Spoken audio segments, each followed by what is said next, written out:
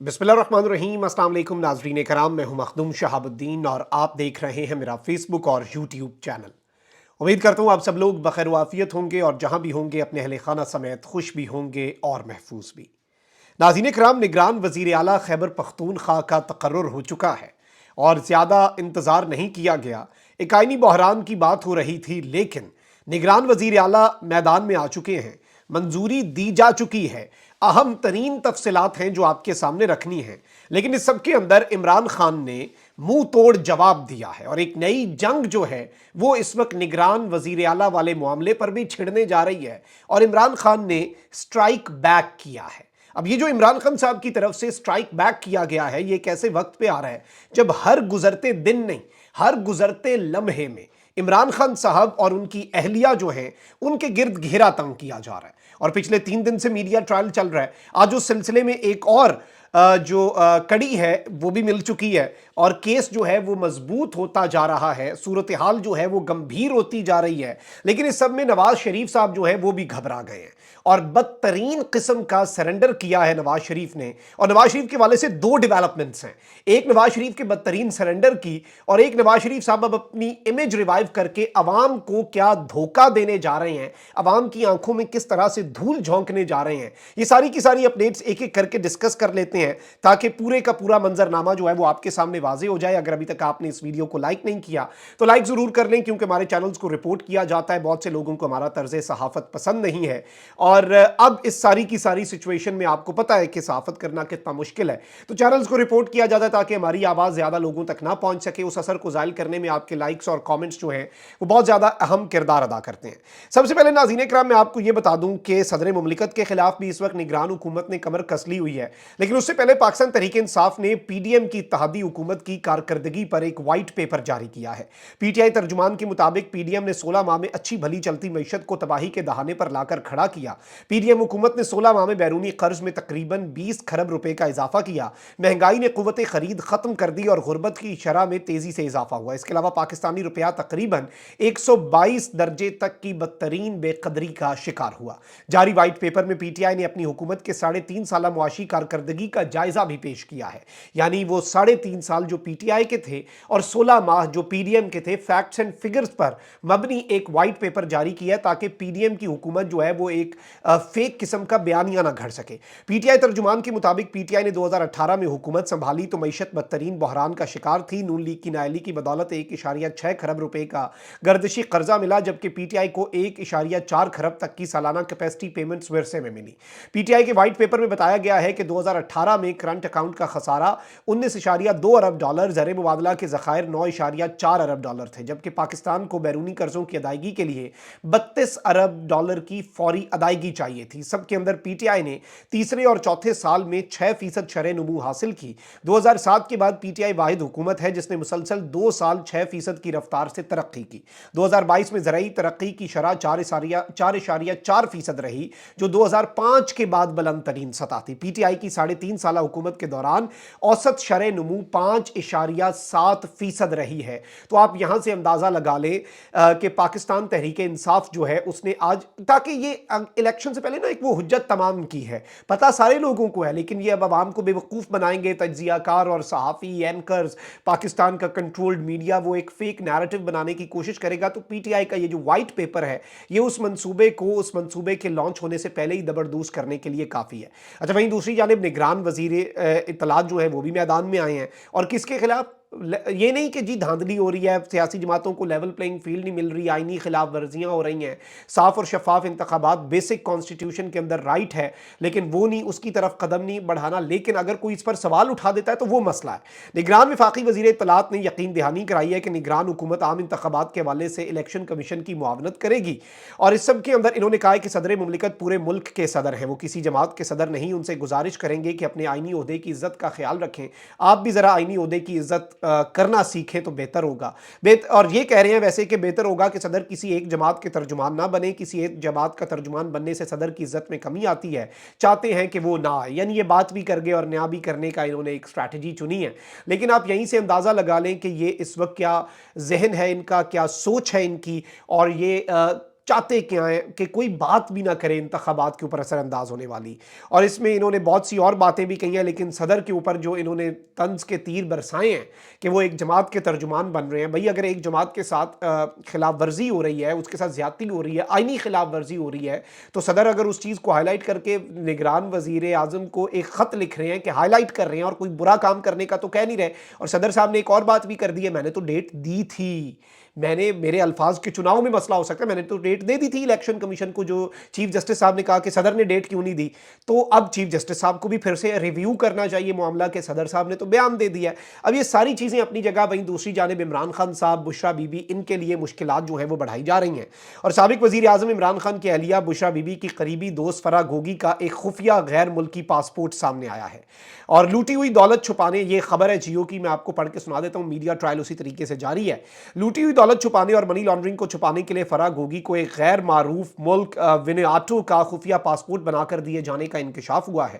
ذرائع کے مطابق دسمبر 2021 میں تحریک انصاف کی حکومت کے خلاف تحریک عدم اعتماد کی ممکنہ کامیابی کے پیش نظر چیئرمین پی ٹی آئی اور بشرا بی بی نے ملک کے ایک معروف پراپرٹی ٹائکون کے بیٹے کو اپنی فرنٹ پرسن فرح گوگی کے لیے خفیہ انٹرنیشنل پاسپورٹ خریدنے کا ٹاسک سونپا. معروف پراپرٹی ٹائکون نے ایک اور تاجر کو خفیہ پاسپورٹ بنانے کے لیے $1,30,000 دیے. تحقیقاتی ذرائع کا کہنا ہے کہ لوٹی ہوئی دولت اور منی لانڈرنگ کی رقم چھپانے کے لیے فرح گوگی کو ونیاٹو کا پاسپورٹ بنا کر دیا گیا، جو 28 مارچ 2020 کو بشرا بی بی کے حوالے ہوا. 3 اپریل 2022 کو پی ٹی آئی حکومت کی جانب سے 6 دن قبل بشرا گوگی کو پاکستانی پاسپورٹ پر ملک سے فرار کروا کر دبئی بھجوا دیا گیا. دبئی کے بعد باقی تمام سفر ونیاٹو کے پاسپورٹ پر کروائے گئے تاکہ تحقیقاتی ادارے اس کی نقل و حرکت سے آگاہ نہ رہے. ذرائع کا بتانا ہے کہ چیئرمین پی ٹی آئی اور بشرا بی بی کی اکٹھی کی گئی دولت کو دنیا کے مختلف ممالک میں چھپانے کے لیے اس پاسپورٹ پر فرح گوگی نے بیرون ملک سفر کیا. یعنی فرح گوگی عمران خان اور بشرا بی بی کی دولت چھپانے کے لیے مختلف ملکوں کے اندر یہ کام کر رہی تھیں. ذرائع کا کہنا ہے، یہ خبر میں آپ کو بتا رہا ہوں جو اس وقت چل رہی ہے، ذرائع کا کہنا ہے کہ چیئرمین پی ٹی آئی اور بشرا بی بی نے لوٹی رقم فرح گوگی کے خفیہ پاسپورٹ پر مختلف ملکوں میں ٹھکانے لگائی. چیئرمین پی ٹی آئی اور بشرا بی بی کی فرنٹ پرسن 14.5 ارب روپے کے ناجائز اثاثوں کی مالک ہیں. پی ٹی آئی دور میں فرنٹ پرسن فرح گوگی کی ظاہری اور غیر ظاہری دولت میں 4,520 ملین جو ہے وہ اضافہ اس وقت بتایا گیا ہے. اور اس سب کے اندر میں آپ کو یہ بتا دوں کہ یہ جو ساری کی ساری چیزیں ہیں یہ کیوں کی جا رہی ہیں، یہ سب کو پتہ ہے، بخوبی پتہ ہے، اور سب اس سے بخوبی واقف بھی ہیں. وہیں دوسری جانب جو ایک نگران وزیر اعلیٰ کا معاملہ ہے، اللہ انہیں کروٹ جنت نصیب کرے. اور نگران وزیر اعلیٰ جو پچھلے تھے، ان کا نام اس ٹائم کس نے دیا تھا؟ نام دیا تھا اپوزیشن لیڈر نے. اور اس وقت محمود خان صاحب جو تھے وزیر اعلیٰ، لیڈر آف دی ہاؤس، وہ پی ٹی آئی کا حصہ تھے. اب تو وہ پی ٹی آئی پارلیمنٹیرینز کا حصہ بن چکے ہیں. انہوں نے بھی اس نام کے اوپر اتفاق کر لیا کہ بھائی بہترین شخص ہے، اس کے اوپر اعتراض نہیں ہو سکتا. لیکن بعد میں کیونکہ system he P T I کے خلاف ہے تو بہترین شخص بھی اس وقت کچھ نہیں کر سکتا. لیکن اب گورنر خیبر پختونخوا غلام علی کی منظوری کے بعد جسٹس ریٹائرڈ ارشد حسین شاہ نگران وزیر اعلیٰ کے پی مقرر ہو گئے ہیں. نگران وزیر اعلیٰ کے پی کے نام پر مشاورت کے لیے سی ایم ہاؤس میں اجلاس ہوا، جس میں سابق وزیر اعلیٰ خیبر پختونخوا محمود خان اور سابق اپوزیشن لیڈر اکرم دورانی شریک ہوئے، جنہوں نے پچھلے وزیر اعلیٰ کا تقرر کیا. اجلاس سے قبل اکرم دورانی نے کہا کہ آج ہی نگران وزیر اعلیٰ کے نام کا فیصلہ کر لیں گے، محمود خان کو قائل کر لوں گا، میری کوئی بات مسترد نہیں کرتا. اور اس سب کے اندر اعظم خان کا نام اس لیے پیش کیا تھا کیونکہ وہ ایماندار آدمی تھے. اس مشاورت کے حوالے سے محمود خان کے قریبی ذرائع نے بتایا کہ نگران وزیر اعلیٰ کے پی کے لیے جسٹس ریٹائرڈ ارشد حسین کے نام پر اتفاق ہوا، اور جسٹس ریٹائرڈ ارشد حسین شاہ کا نام سابق اپوزیشن لیڈر نے تجویز کیا، جسے متفقہ طور پر منظور کر لیا گیا. اور اس سب کے اندر میں آپ کو یہ بتا دوں کہ جسٹس ریٹائرڈ ارشد حسین کا تعلق ایبٹ آباد سے ہے. وہ chief justice supreme appellate court Gilgit Baltistan رہ چکے ہیں اور خیبر پختونخوا کی نگران کابینہ کا حصہ بھی تھے. یعنی he was already a member of the cabinet, اور اب انہیں ایلیویٹ کر کے بنایا جا رہا ہے چیف منسٹر. اور اس سب میں آپ کو یہ بھی بتا دوں کہ اس ساری کی ساری صورتحال کے اندر عمران خان صاحب اور ان کی جماعت جو ہے وہ ایک بڑا موو کھیل سکتی ہے اور کپتان ایک نئی جنگ چھیڑ سکتے ہیں. کیونکہ لیڈر آف دی ہاؤس وہ کس بیس پہ تھے؟ کیونکہ ان کے پاس پی ٹی آئی کا مینڈیٹ تھا محمود خان کے پاس. لیکن محمود خان چونکہ خود لوٹا ہو چکے ہیں یا پھر ڈیفلیکٹ کر چکے ہیں یا پھر obviously اس پارٹی میں تو نہیں تھے لیکن پارٹی چھوڑ چکے ہیں، اور اب وہ پی ٹی آئی کو ریپرزینٹ نہیں کرتے. اور سابقہ جو اگر اسمبلی کی بات کی جائے تو اس اسمبلی کی اکثریت بھی وہ کھو چکے ہیں ٹیکنیکلی.